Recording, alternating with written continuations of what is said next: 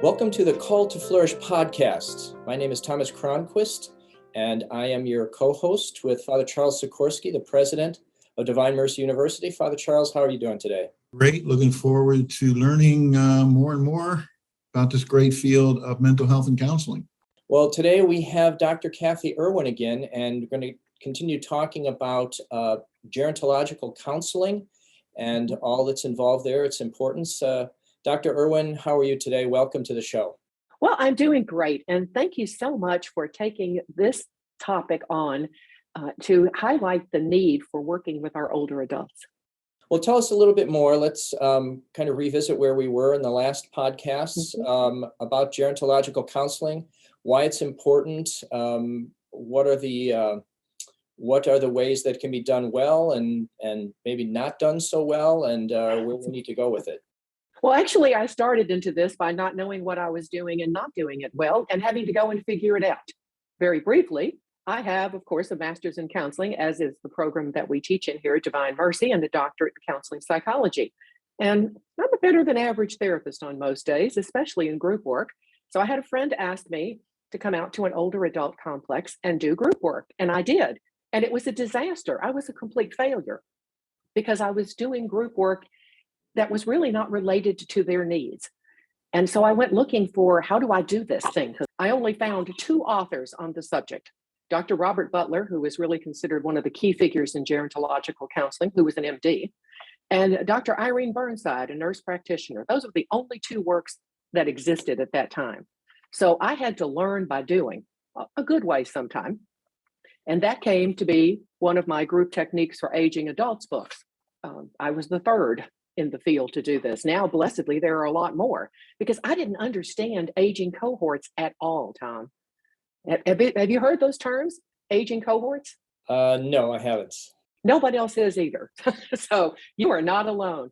And here's how I like to explain it. Think high school. Remember when you were a freshman, you thought you were cool? The seniors did not think you were cool at all.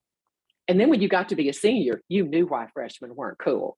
You were in the same place doing something similar, but basically you didn't have everything in common. And that's what I learned about older adults.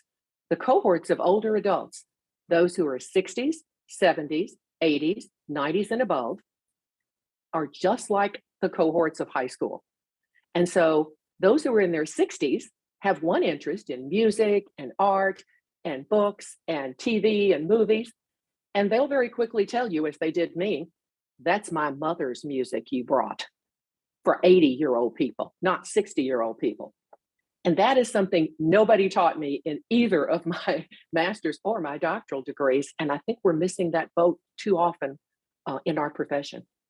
What kind of particular needs do you see with the elderly, counseling the elderly? How are they, in what ways are they distinct? Well, actually, they're just an older version of us. And the needs, however, do vary by some people who are in their older ages will have more physical issues to deal with. Some will have more cognitive issues to deal with. But there's a broad assumption that if you are, quote, old, whatever you think old is, and as one of my clients used to say, I don't know what old is, but it's older than me. And I think that's how most folks feel. Then there's a presumption that being older means being inefficient, incompetent, and less valuable. And yes, it's even in our churches, they're treated that way. That's sad. Yeah. So you see this, how you broke it down, 60s, 70s, 80s, and 90s. Are those sort of is it every 10 years you would make these distinctions, or how do you go about getting a feel for the room, so to speak, in these different age groups? Well, the importance of age cohorts is just as I gave the example of high school. What would be of an interest to a high school freshman would not necessarily be of interest to a high school senior, or not quite in the same way. And so if we just lump everybody who's over 60 into one category of old people, and frankly, before I learned this, I did that too, I'm guilty. There isn't one category, because by age cohorts, there are interest in music, even look at worship. Look how worship has changed in the years of people who are now 60 and those who are now 80 or 90. Even that is a variation for them. Obviously, the gospel hasn't changed, the message hasn't changed, but styles have changed. And so they become interested in that which is familiar. And don't we all do that anyway at any age? So we have to think about, how can we minister to people? How can we counsel people and be attentive to their ages, just as we are in younger ages? We may work with a teenager, we may work with a college student. They are of a different age generation in terms of age cohorts, maybe not a large difference, but there's definitely a difference. I'm wondering, how important is it for family to have contact with the elderly? How does that affect their mental status, their emotional condition? My wife and I, we took care of my mother when she was older, and she lived with us for 8 years, and so we did not put her into an assisted living, and we saw that interaction with the family seemed very, very helpful at times. Do you see that too in your counseling? Well, with older adults, and that's what we generally refer to in the term as older adults, is, these are just people with a lot of life experience. They still have interest. They still want to be with friends. They want to be with their own age group sometime. Family's wonderful, yes. But remember, our friends are our age group, and their friends are going to start to die out, unfortunately, or perhaps move away. So where can we find other types of age cohort interest? A really easy one is, a lot of areas have a program called Neighborly Senior Services. And with Neighborly Senior Services, there's a congregate dining in many cities, not smaller ones, but sometimes larger cities, and maybe some smaller, I'm not sure. And that gives them an opportunity to go and do congregate dining. They have lunch, they have a program, they have people to talk with. And my question is, why don't we do more of that in our churches? Why do we leave that to the world? We may have a senior adult program, but it doesn't have to just be, we're all going to sit down and do a craft or go on a trip. Let's have a regular dining experience. Let's have just a get together and make our churches a place of welcome for them for more than just the service. Loneliness can be one of the problems that people Yes. face as they get older. And what are some of the more, you mentioned, and I don't know if this is part of it too, but how the world kind of devalues people who are, as they get older, they think they're all the same. Maybe they're retired. There's a lack of a sense of purpose. What are why do people want to go and get involved in counseling groups and group therapy? What are some of the main reasons? Are they the same as for younger people, or are there you see more a frequency of different kinds of issues that they bring up? Well, we often divide that into community dwelling elders and assisted living or other living community elders. Community dwelling elders actually have the greater propensity for depression, if you look at the statistics, than do those living in a congregate facility. They're isolated. Sometimes it may be an older couple. One person is taking care of the other. They may no longer be able to drive, which of course limits their socialization. And their friends start to die. The one who is left at the end, and my mother-in-law went through that. When there was a girlfriend group of 4 that did everything together when they were younger on into the older ages. And then she was the survivor. And she didn't want to do anything else because her group was gone. And we tried really hard to get her to meet new friends, which is another thing that sometimes happens with the old 80s and 90s, is they don't want to meet new friends because they know they're going to lose those friends. And it's only a matter of time. You see that a lot in elder care homes where people become very retreating or very reclusive. They just know that the friendship is not going to last. But we have to keep trying. We can't give up. What degree would a faith perspective help, right? Because you think about it, and I'm sure this is not so easy when you're in that situation, but it's not that the real point is these friendships will last, right? It's not just about this world. And you're making eternal friendships and maybe supporting each other in this very difficult time. Is that something that can help a person in that situation? Absolutely. Now, there are some elder care homes that are faith-based, and so they would have more activities that are faith-centered. But typically what you see is they rotate every Sunday, a pastor will come in, a priest will come in, someone else will come in, and there might be a brief service, but then the folks just leave. So, my encouragement to every church is if you're a priest or your pastor is coming in to do a service, bring some other people with you. Stay afterwards and chat. Don't just do your service and walk out, because they need that connection, and faith connection means showing that they are valued. And so many older adults, especially those who have outlived their partners, maybe sometimes outlived their children, no longer feel that they have value, even in God's eyes. And that's heartbreaking. One of the things that we dealt with when we were taking care of my mother was she would become upset because as time went on, she was able to do less and less. And she needed more and more. It was almost as though she was becoming a child again in certain ways. Mm-hmm. Yes. And what are the ways maybe you can deal with that kind of, I'm not sure if it's pride or if it's just panic or what is it, but not responding well to the fact that you become more and more dependent as you get older?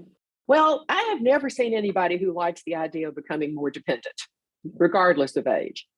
And when it is age related, and that individual is not cognitively impaired, then he or she knows fully well it's only going to get worse. So the question is, what can we do? And I suggest this to families.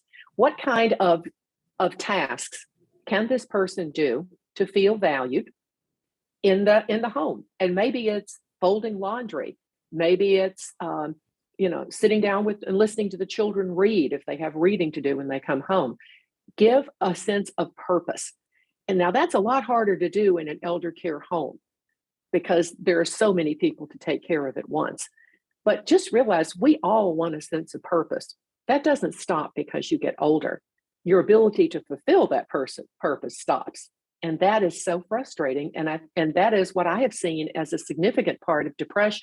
Yes, elder adults can be clinically depressed. I've had this argument with psychiatrists so many times. They say, well, they're old. Sure, they're depressed. Okay.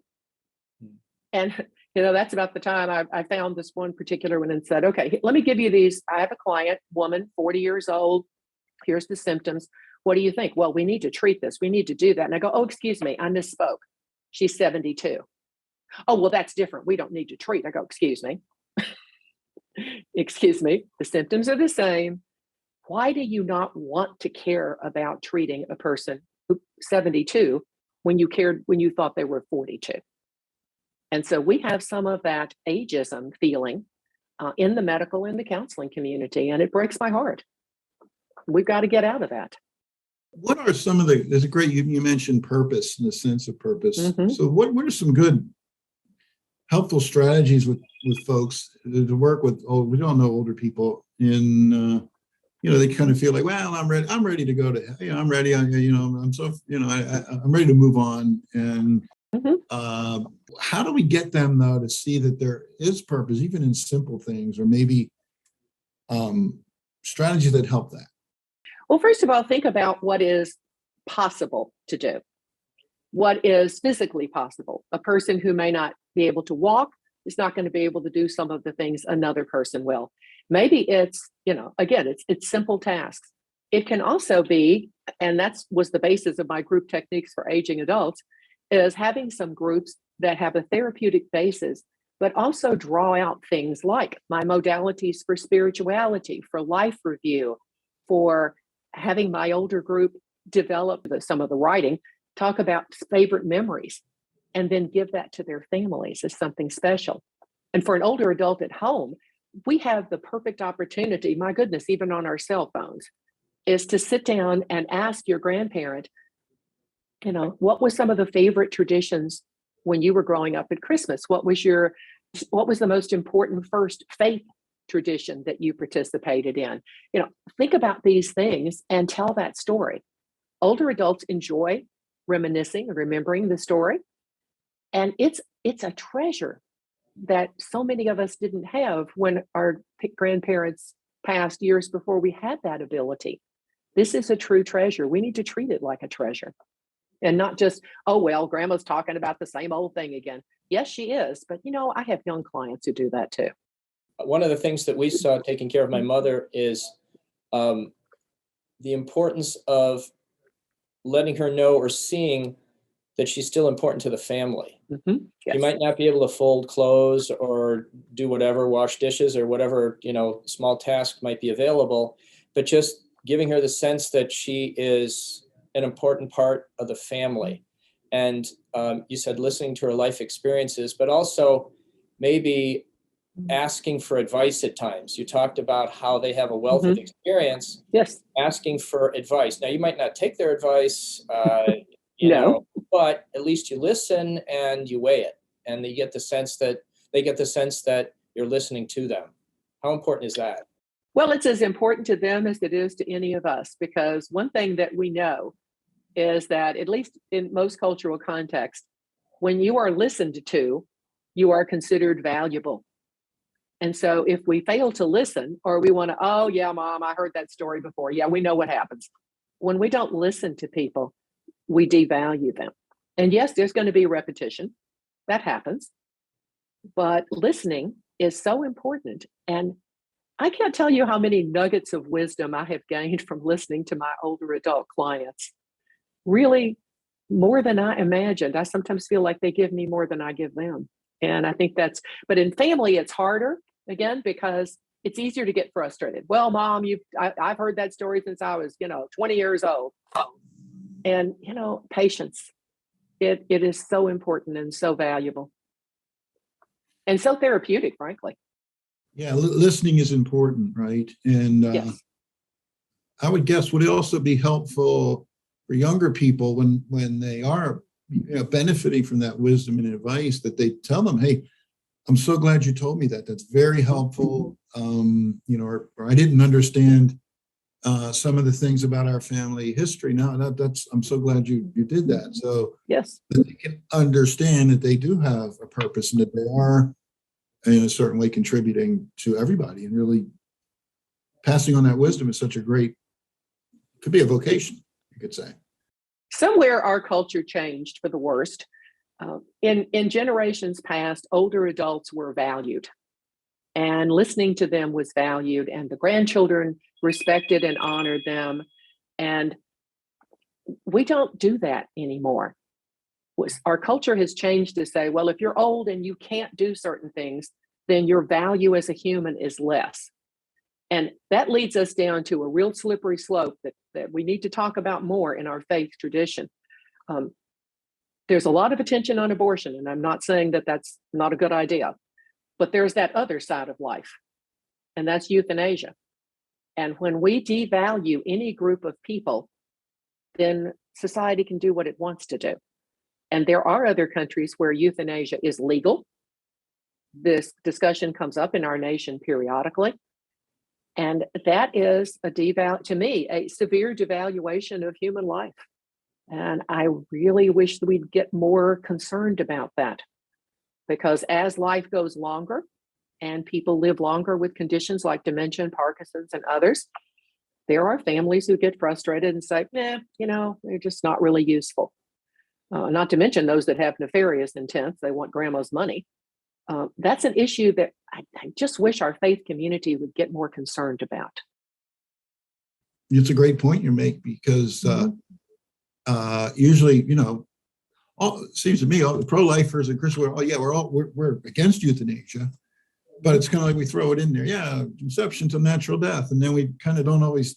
We think more about the front end, which is critically important, but at the same time, when we do a disservice to the entire cause of life if we sort of discount the importance of protecting life at the final stages, where we're almost kind of agreeing with the secular mentality. Well, these people aren't worth it anymore. So we sort of put them on the side. And that is a serious issue. And, we're there in my family. My husband has dementia. It's difficult, and it's getting more difficult. But God decides these things. We don't get to decide them, and all life has value. The value is different because the ability to participate in life is different. And so we work with that. And it is challenging. I've taught families about dementia for years, and now literally I'm living it. So, and by the way, those of you who are listening, just because I know a lot about this doesn't make it easier, in case you wondered. In fact, sometimes it might be harder because I know too much. But this is one thing I do know, and I knew this when I was writing about it and when I've been working with staff about it, is value is there where you find it, but it's only there if you try to find it. And it's going to be different, and the person that you're with is going to lose some skills over time and be frustrated. And you have to do what I tell my counseling students. Tell your face. Don't let your face show frustration. Don't let your face show disappointment, because even people in dementia who lose words don't lose the idea of seeing how you look. So when you look at them with disgust and frustration, they pick up on that really easily. So tell your face, and just remember that, but for the grace of God, someday that might be you. How do you want somebody to treat you? That's what I tell caregiving families. How would you want this if you were on the other side? I think the answer might be different. And yes, it's hard. That's why caregiver groups are important. Seems like one of the cultural pressures today that you talked about how culture has changed. Mhm. We've become so mobile, and we don't, generally speaking, we don't stay in one place for long periods of time. We're moving, families are moving, changing jobs, and it's a pressure to kind of break up families. Those that can't keep up don't come. My father-in-law worked for one company for 40 years up in New York, upstate New York. He was a chemist for Xerox.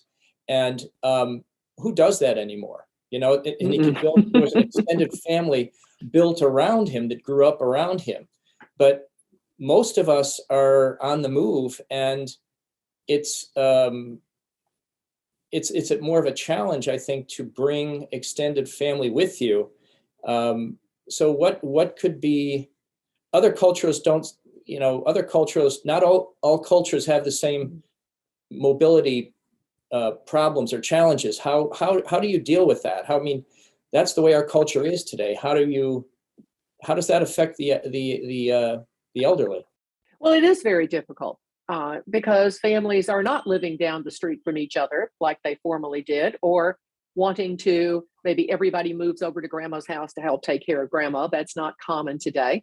And so I've talked about before with family groups is that there are sometimes caregivers who are on the scene, and you can still be a distance caregiver. Now that sounds like an oxymoron at first, but there are times when family members live elsewhere because they are their jobs, they're in the military, whatever the reason is, they can't be in the same place, they can't pick up and move.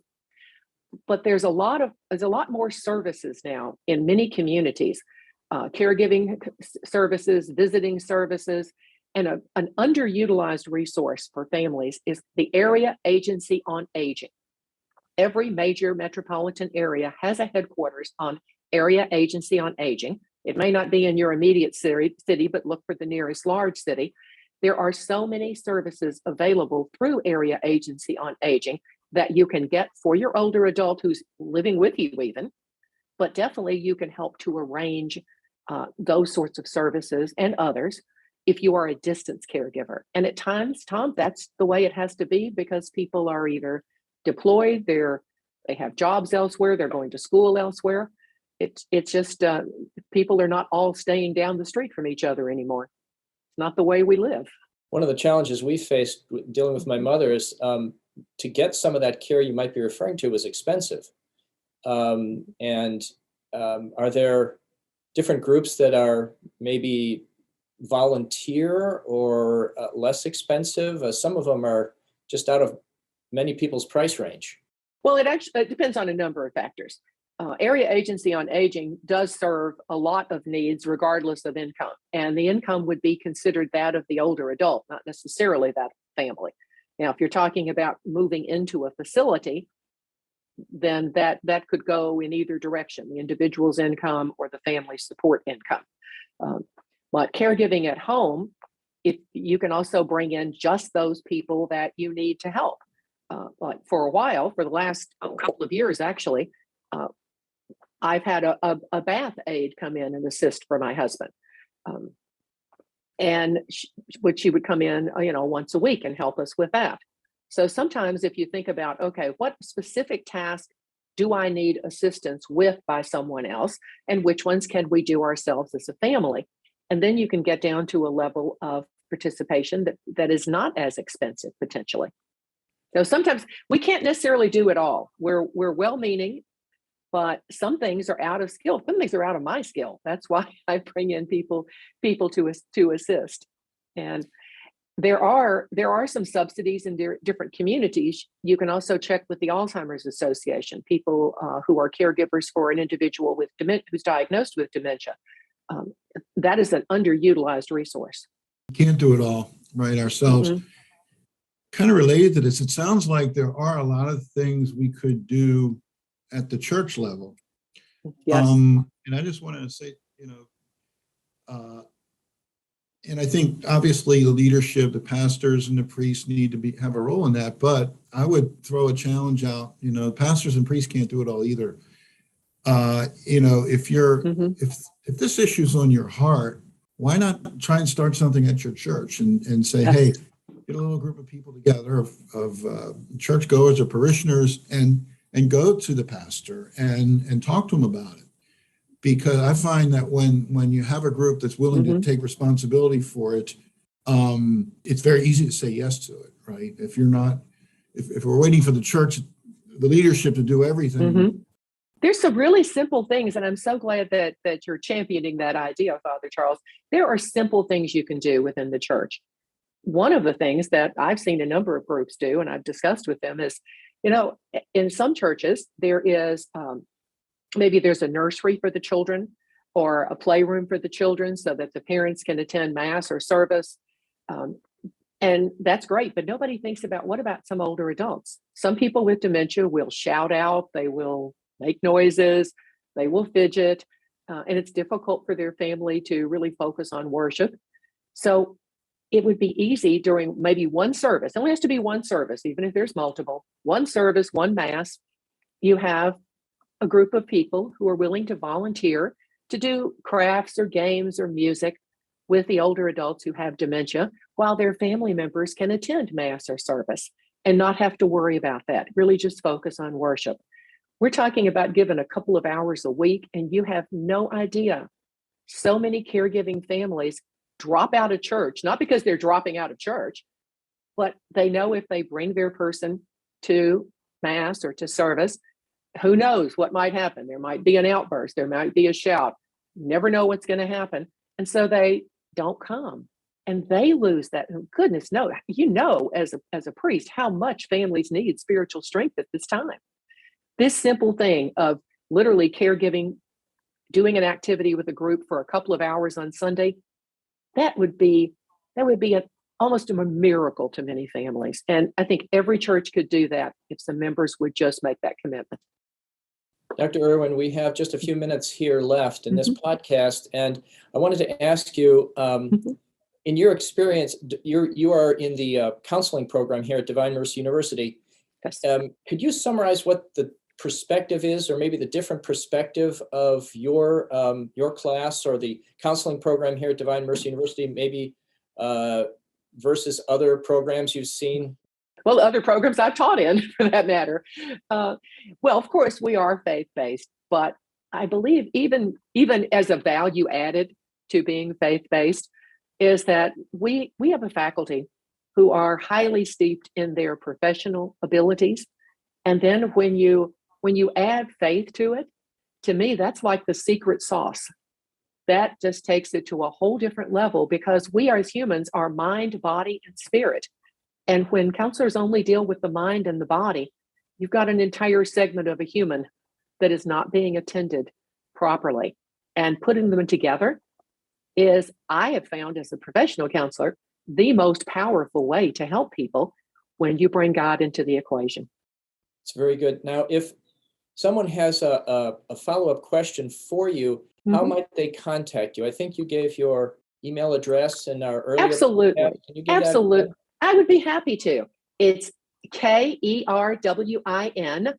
@divinemercy.edu. And I would love to hear from any of our podcast listeners. Happy to recommend any resources. And if you're interested in learning more about gerontological counseling, be happy to give you some direction and ideas about that. Well, Dr. Erwin, I'd like to thank you Mhm. very much again for this very interesting talk, and I hope people will follow up with you, Yes. and you'll be able to help them. And I look Mhm. forward to talking with you again in future Mhm. podcasts, and just wish you a wonderful day, and look forward to talking with you again soon. Thank you, Tom. Father Charles, good to be with you.